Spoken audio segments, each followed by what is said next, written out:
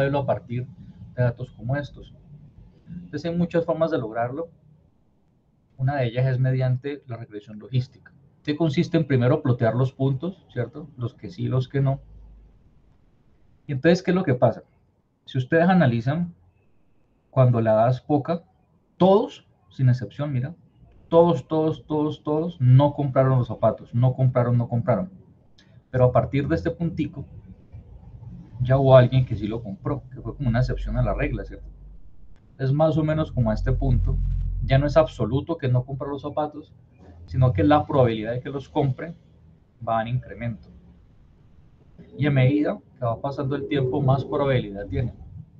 Si lo detallan, aquí más o menos a este punto, ya todos a partir de allí sí compran los zapatos, ya no hay unos que no.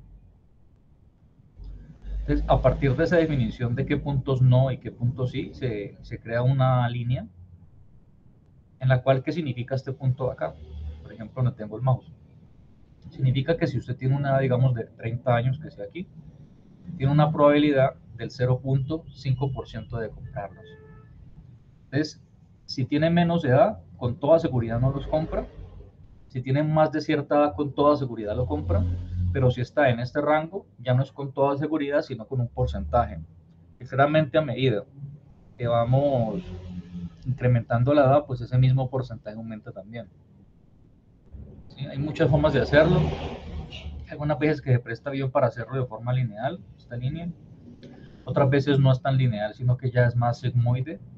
Pero es lo mismo, ¿cierto? Miren, estos no, estos sí, y estos con probabilidad. La diferencia obviamente es que pues, es una curva y es un poquito más trabajable que una línea recta. Entonces hay muchas formas de lograrlo.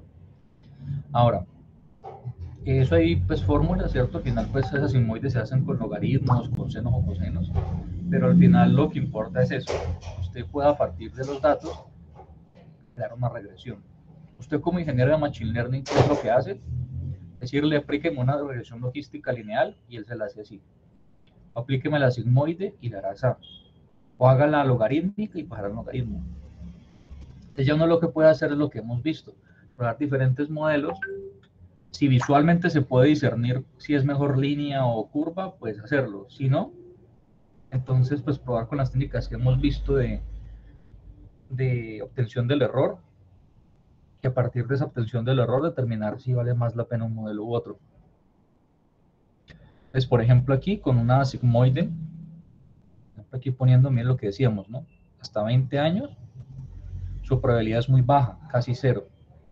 En medida que va aumentando, se va acercando más. Por ejemplo, aquí cuando tiene 40 años, su probabilidad es del 80%, 85% de sí comprarlo.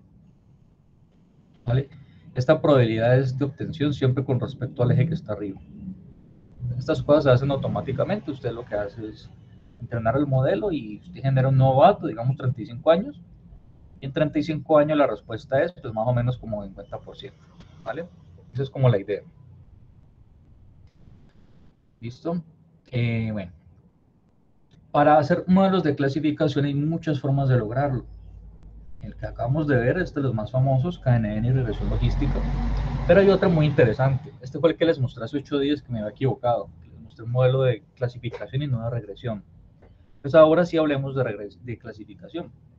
Entonces la idea es, como les decía hace 8 días, tengo 2, 3, 4 grupos, los que sean, y yo lo que quiero es de alguna forma separarlos linealmente. Y que todo lo que está para acá son rojos y que todo lo que está para acá son verdes. ¿Mm? Ahora, claramente aquí se ve que una línea recta funciona perfecto. Si tú dices así, estos dos punticos y vas a hacer una línea así, los separas. Hay muchas formas de lograrlo, muchos algoritmos, pero al final pues todos giran en torno a lo que les explicaba hace 8 días. Es buscar con la distancia de margen la que tenga menor error. Pero más importante de cuál es la mejor forma, aquí está la imagen que les digo, minimizar esta distancia de margen. Esto no es lo problemático. Lo problemático, bueno, antes de pasar al problema, estas estrategias, ¿cuándo escogerlas? Pues es muy buena cuando usted tiene este problema. Si usted quiere separar naranjas de manzanas, ¿qué pasa con esas manzanas que son muy amarillas y se parecen a las naranjas? O de pronto ciertas naranjas que también, ¿no? Están decoloradas un poquito y puedan hacer pasarse por manzanas, pues igual. Esta estrategia es muy buena, es muy conocida y es especialmente buena para separar esos individuos que se parecen a los de los otros. Las otras estrategias tienden a equivocarse en los bordes, ¿no? Justamente, las manzanas que se parecen a naranja y viceversa, pero esta no, porque justamente como el chiste del algoritmo es jugar con los filos, pues especialmente los filos los clasifica bien. Esto, por ejemplo, para clasificar frutas sería de las mejores estrategias que usted podría tomar. Bueno, como les decía, ahí están, ¿no? Manzanas que se parecen a naranjas y naranjas que parecen manzanas. Una visualización sería de este estilo, ¿cierto? Pintándola en Python, separando los rojos de los verdes. Obviamente se ve que no es perfecto y no se espera que lo sea.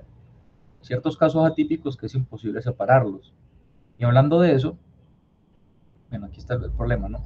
Buscar la mejor línea, Algunas veces incluso esa línea puede ser curva, si el algoritmo lo determina, y eso está muy bien también. No es que tenga que ser línea recta, lo importante es que sea una línea, ¿no? Que sea linealmente separable. Eso al final los algoritmos lo hacen, ¿cierto? Si es por línea, por hiperplanos o lo que sea. El problema realmente radica aquí. Porque yo les digo cómo carajos hacemos una línea que separe estos dos conjuntos. Digamos que es imposible, ¿no? Totalmente imposible, porque habría que hacer como un círculo aquí, y ustedes saben que eso no es posible, ¿no? Las líneas tienen que ser infinitas. Pueden ser un círculo allí. Entonces uno ve esto y dice, no, por más curva que le haga, pues esa vaina no puedo separarlos, ¿no? Es claramente que los verdes, por ejemplo, están dentro de los rojos. Entonces separarlos con alguna línea o alguna curva es imposible. Y esto algunas veces uno se lo encuentra. Entonces, entonces cuando me encuentre con estos problemas, entonces paila, no puedo usar SVM, pues no. Hay una solución. Esto es lo linealmente separable y esto pues no. ¿La solución cuál es? Si vemos el problema en una dimensión, ¿cierto? En un eje, y les digo sepáreme los rojos de los verdes, es imposible, ¿cierto? Imposible separarlos. Totalmente imposible en un eje. Entonces, ¿usted qué hace? Pues a cada uno de los puntos, a cada X, le aplica una función. Que puede ser, por ejemplo, X menos 5 al cuadrado. Por inventarme cualquier cosa. Entonces, ¿por qué menos 5?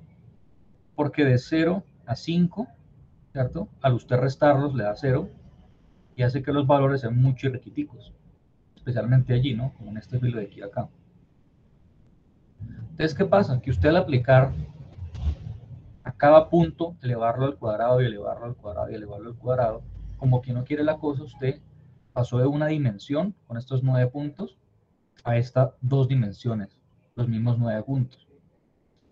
Y como podrán observar ya, aunque es fino, yo ya podría, por medio de una línea, separar los rojos arriba y los verdes abajo de la línea. Entonces el mismo principio se aplica de 2 a 3. Es decir, tú estás en 2 dimensiones y no puedes separarlos linealmente, entonces pasemos de 2 a 3. Aplicando una función de mapping o de transformación de tal forma, y sí toca hacerlo un poco manual, ¿no? Pero bueno. De tal forma que los puntos rojos, la función que tú apliques en el eje Z le dé 0. Entonces, si tus puntos rojos en el eje Z dan 0, quedan abajo, ¿cierto? Del plano. Y si la función de los verdes haces que te dé un poquito mayor a 0, con que sea un poquito mayor, ya con ser un poquito mayor y este 0, usted ya puede con un hiperplano separar los verdes de los rojos. A esto es a lo que se le llama el SVM kernel. Y es pues muy conocida y muy famosa. Hay muchos kernels, ¿no? Esto es al final lo que se logra, lo que les digo. Una función para que ciertos puntos se queden abajo del eje Z y otros que se eleven un poquito. Hay muchas funciones, sobre todo así, ¿no? Con exponenciales. ¿Sí? Entonces al elevarlos ya puedo partir esta torta y separarlos de abajo con los que están arriba. Bueno. Entonces hay muchos kernels. Uno incluso puede ser un kernel chiquito para este circulito y otra función de kernel con este circulito. Por ejemplo, ¿no? Porque con un círculo no podría partirlos todos porque ya tocarían los puntos rojos. Por ejemplo, cuando el X esté de aquí a acá, aplique este primer kernel y cuando esté aquí acá, pues este otro. Eso se puede lograr. Hay muchas formas de particionarlo. El clásico kernel es el gaussiano, que es el que acabamos de ver. ¿Sí? Gaussiano obviamente por la curva de Gauss. Lo mismo, ¿no? Estos acá se quedan abajo y los que quieres separar, que vayan para arriba. Hay muchas otras formas de hacerlo, por ejemplo, que los que se queden abajo queden aquí y todos a partir de un punto se eleven. O un polinomial, también es válido. Si quieren más información sobre cómo funcionan los kernels, pueden leer esta documentación de Machine Learner Kernels, especializada en ese tema, pero estos son, digamos, los tres más conocidos. Y al final pues se vería algo como este estilo. Bueno. También hay otros modelos de clasificación estadísticos, pero bueno, estos se necesita cierta base de estadística un poquito más avanzada y de pronto algunos no han visto este curso. De todas formas, en el curso de IA, pues conmigo los ven, ¿vale? Toda esta explicación de los árboles y bueno. Quiero pasar ahora, ya con este background, al notebook directamente. ¿Cuántos estamos aquí? Ah, ya se conectó Juan David, listo. Bueno, yo me tengo que retirar a las 6:40. Entonces con el profe Carlos de 6:40 a 7 él les va a mostrar este enlace, que son otros modelos de regresión como los que vimos las últimas 3 sesiones. Muy interesante, me gustó mucho ese post, porque profundiza más en uno cómo poder comparar esos modelos y al final determinar cuál puede ser mejor. O sea, cosas de más, las que yo les expliqué, entonces me parece muy interesante. Ese notebook también ahorita se lo subo al GitHub para que lo tengan. Como les digo, es basado en un curso de IBM muy bueno de Machine Learning. Voy a resetear el kernel para hacerlo desde cero con todos. Listo. Entonces primero acuérdense que este pip install es para descargar librerías de un Python. Entonces vamos a ejecutarlas para que se instalen. Muchas las hemos visto, pandas, ¿cierto? Los arreglos, Matlob para pintar. Ese es otro para pintar, se llama skipplot, que es muy bueno para que los modelos se puedan plotear de una vez y no tener que usar pandas o un pie intermediario. Bueno, démosle un segundo. Generalmente estos notebooks leían en el notebook de IBM, que suelen ejecutarse en servidores, justamente porque pues, son muy costosos de calcular. Entonces aquí pues en mi compu, que no es un servidor super hiper mega wow, entonces se demora un toque. Siempre que van este asterisco es porque está ahí ejecutando y está pidiendo que espere.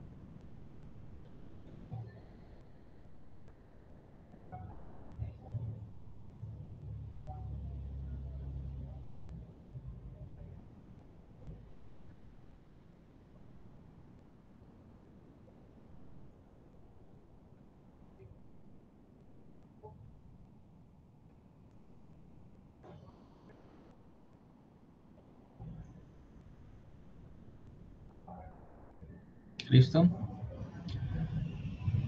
Ahí está. Perfecto, estos son los vertices, recuerden.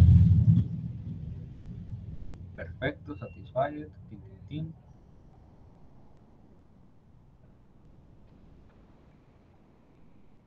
Démosle un segundo y ya debe estar por terminar.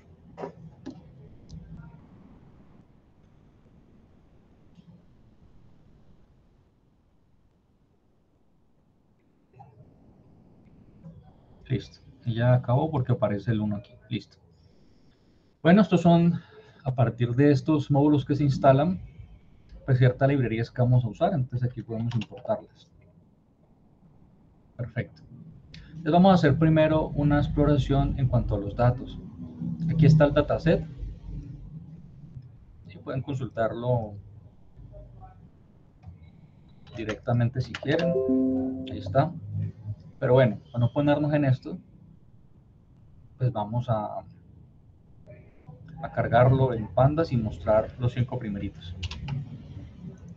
Profe, disculpe, Sí, ¿ese dataset de qué es?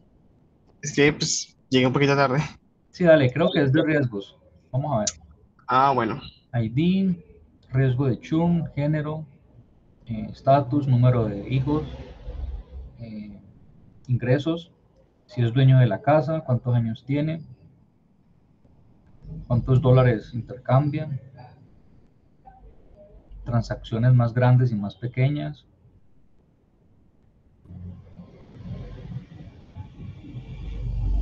Sí, correcto. Eso es. Es un dataset que basado en input, diferentes inputs te dicen tu riesgo. Entonces, por ejemplo, esta persona es de riesgo medio y esta persona es de bajo riesgo y esta es de alto riesgo. ¿Vale? Entonces, aquí contamos con, bueno, con bastantes, ¿no? Bastantes personas y sí, correcto. Con esas 3 categorías.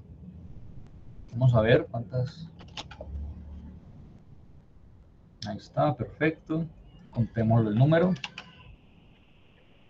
2066. Muy bien. ¿Mm? Entonces, vamos aquí a simplemente plotear esos 2066 y veámoslos con respecto a los índices alto, medio y bajo. Entonces, como podemos ver, de 2000 y pico personas, 1000, casi 1000, son de alto riesgo, como 700 de bajo riesgo y como 400 de medio, ¿no? Entonces, más o menos, pues no es perfecto, ¿no? Ojalá que estuvieran como el mismo, pero pues bueno, estos son mis datos. Ahora, con estos datos, si ustedes notan, por aquí aparecía un vacío, ¿no? En edad, lo que hemos hablado ya, usted no puede poner datos categóricos, ¿cierto? Toca transformarlo a números, igual este. Entonces, en esta sección de preparación de datos, pues justamente gira en torno a ello. Lo primero es que a mí no me importa el ID, ¿verdad? ¿Para qué me importa que su ID es 1073? Eso no me dice ni me aporta nada. Yo podría decir, no, pues quite el ID. Y ahí está, pues sin ID. Los datos categóricos, ¿de acuerdo?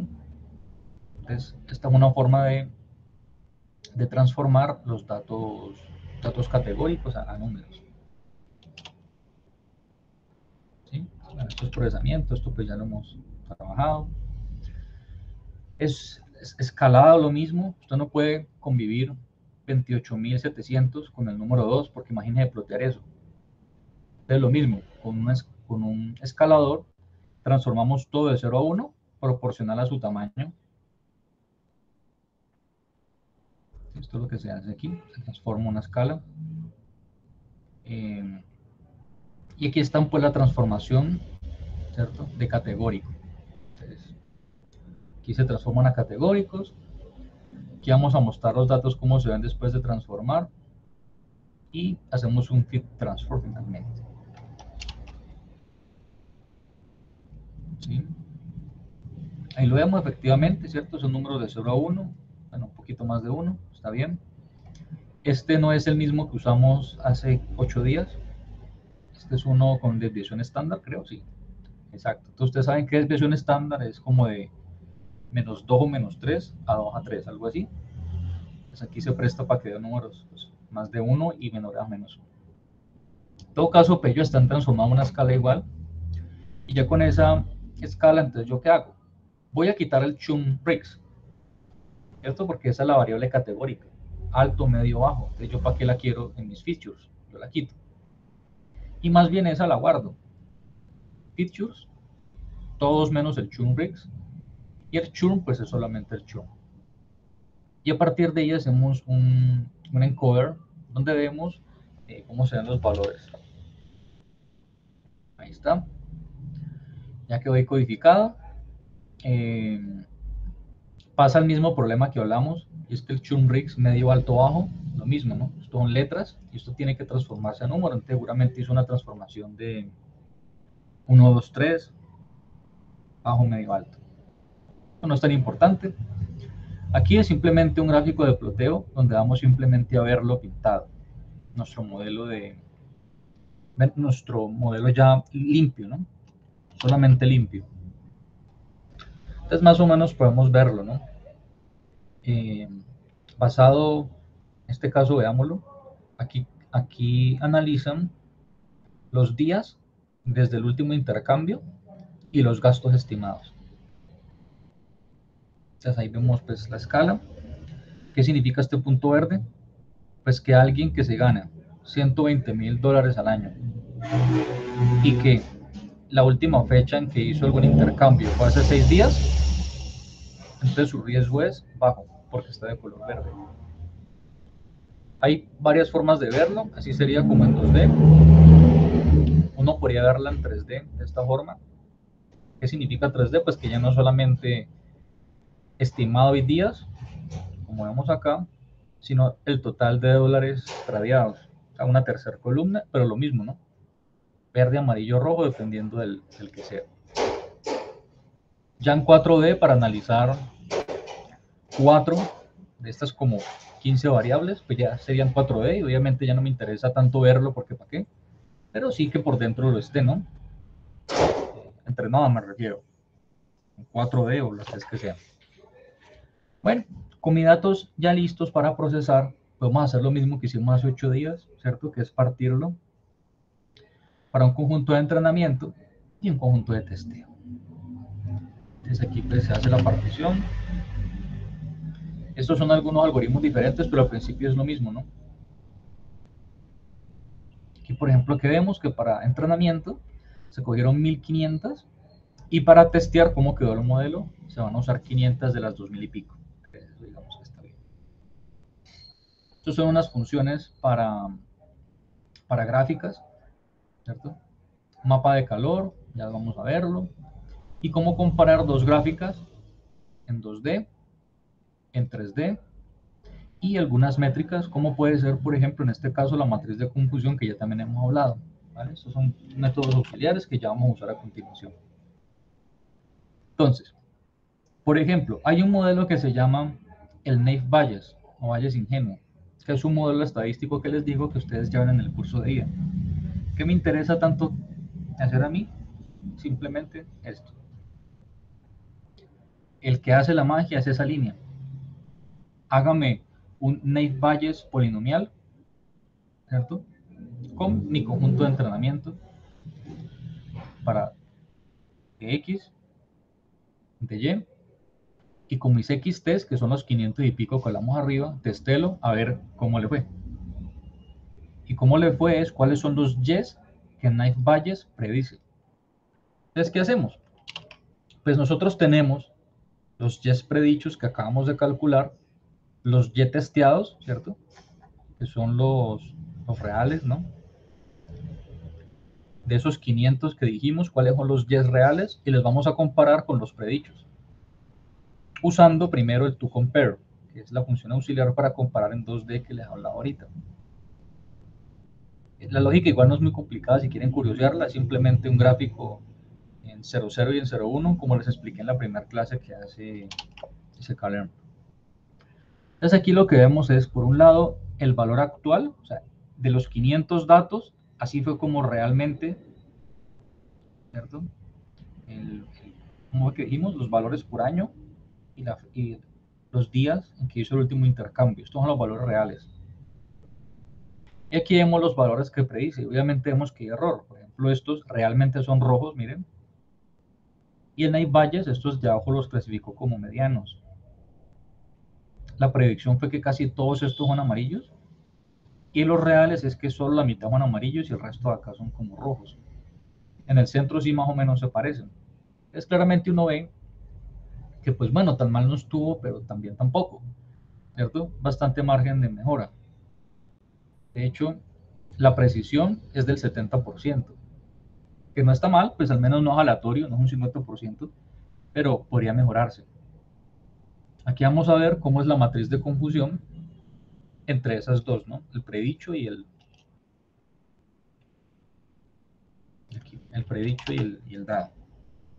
Entonces, como podemos ver, efectivamente es como un 70% de precisión. Recuerden que las diagonales son los correctos. ¿Qué significa true label y predicted label? ¿Qué significa este 143? Que 143 datos deberían ser altos y él predijo altos. 146 eran bajos y él lo clasificó como bajos. O sea, nos fijamos en la precisión, es en la diagonal. Y entonces podemos ver que sí, claramente pues tuvo una precisión de 140 más 140, 280 más 60, 340. Hizo bien su trabajo, altos como altos, medios como medios y bajos como bajos, de 320, 340. Pero en los demás fue en lo que se equivocó. ¿Qué significa este 108? Que realmente habían 108 valores que eran altos y él lo clasificó como medio. O sea, se equivocó en 108 más 20, 120 más 20, 150. 320 bien y 150 mal. Es más o menos, ¿cierto? Da como 70%. Pues esta es una forma chévere de poder comparar dichos modelos. Ahora, este es el modelo de Nine Bayes, que es un modelo estadístico muy interesante. Está, por ejemplo, este que les acabé de hablar ahorita, ¿cierto? La regresión logística, que eran estas líneas. ¿Usted quiere entenderlo? Genial. Es más o menos, le di como pistas. Pero de nuevo aquí, para usarlo, ¿qué es lo que cambia con el código anterior? Que en vez de ponerle aquí multinomial NB, pues usa Logistic Regression. Y obviamente pues con sus valores, ¿no? Correspondientes. Pero el resto es el mismo código. Usted en su modelo lo entrena, predice, y tiene unas predicciones de ese modelo. Y aquí podemos verlo en 2D cómo se ve.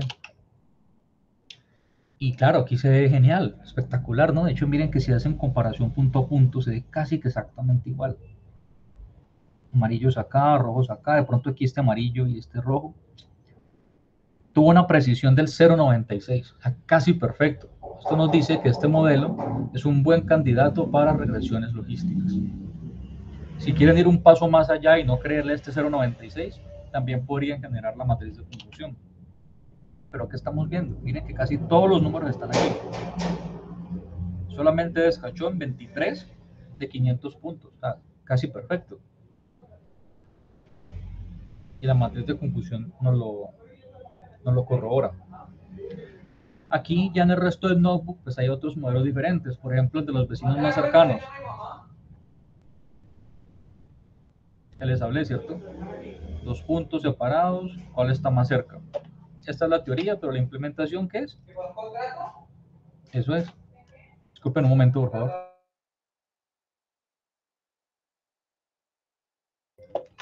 Listo. Entonces, lo mismo aquí que lo que dice, que va a manejar 5 grupos. ¿Cierto? No sé si es, no, perdón. Vecinos, ¿no? ¿Cuántos vecinos? Por ejemplo, aquí es 5, ¿no? Como cuánto número de vecinos que va a coger en el radio. Bueno, no ahí lo configura. Y a partir de esa configuración lo mismo, veamos qué tal estuvo este. No está mal, ¿cierto? Uno corrobora punto por punto y más o menos se ve bien. Este tuvo una precisión menor, del 0,89%. Pero igual es bueno, ¿no? Un algoritmo que dé 90% de precisión. Y aquí ese 90% lo debemos ver reflejado en la matriz, donde casi todos se clasificaron de forma correcta y tuvo un poquito más de error, ¿no? Equivocó como en 50. 18 más 35 más 3 más 1 más 2, va como 50 y pico.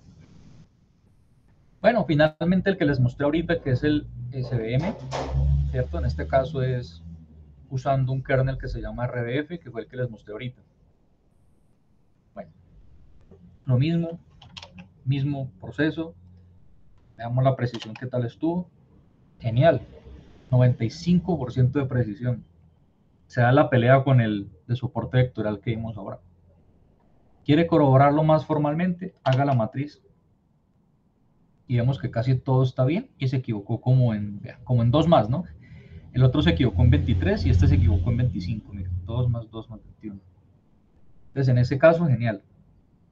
Finalmente, y ya para despedirme, está este modelo que se llama Random Forest, que es muy parecido al que vimos, que hablamos, perdón, hace 8 días, donde hablábamos de que Random Forest, y la idea es en vez de hacer un árbol gigantesco para predecir, hace muchos árboles chiquitos para clasificar. Entonces, en vez de hacer un árbol de 1000 nodos, hace 10 árboles chiquitos de 10 nodos, y este árbol dice que es verde y este rojo. Entonces, como fueron dos verdes y uno rojo, es más popular el verde de la clasificación, me quedo con el verde.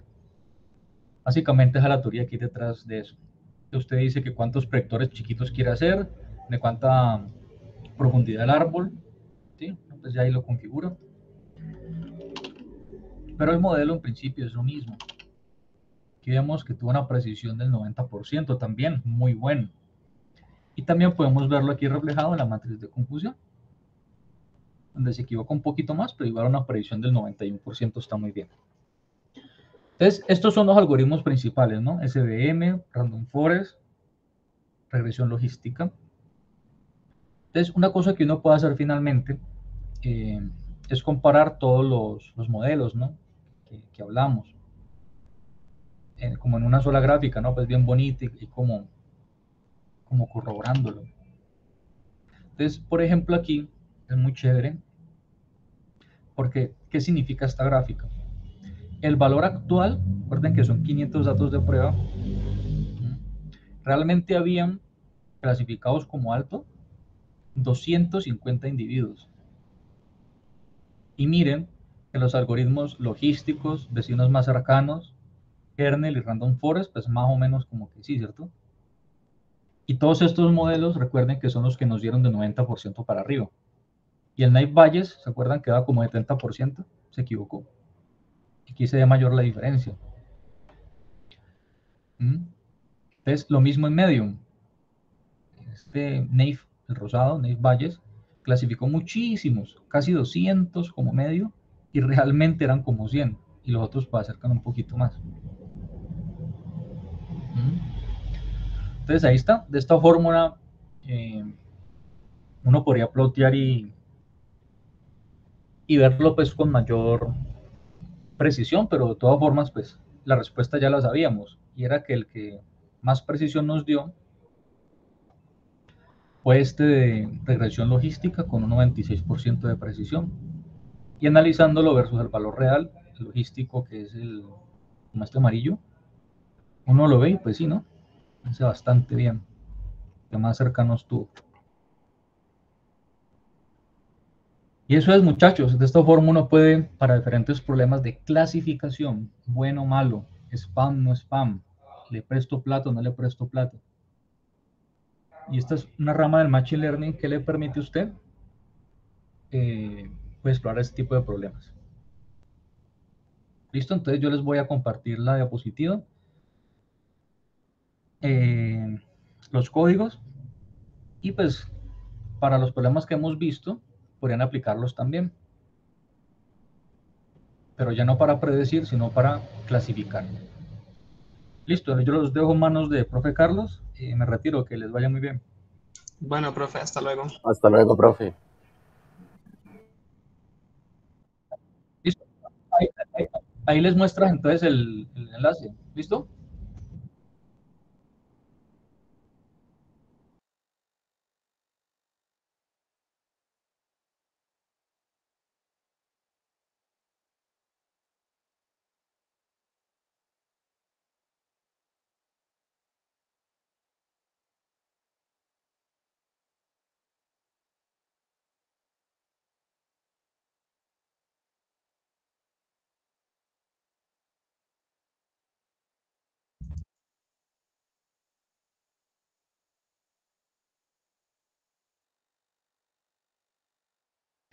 No, profe, ninguna duda. Pues sí me entristece pues que sea la última sesión, pues porque la verdad sí estaba interesado mucho en el tema, la verdad.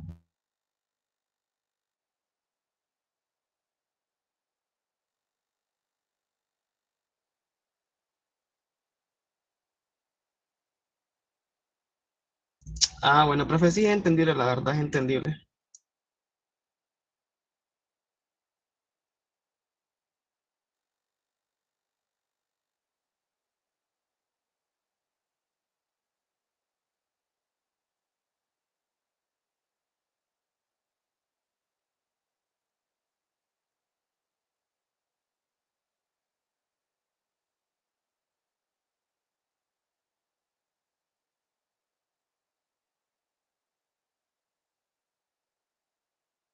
Listo, profe. Muchas gracias.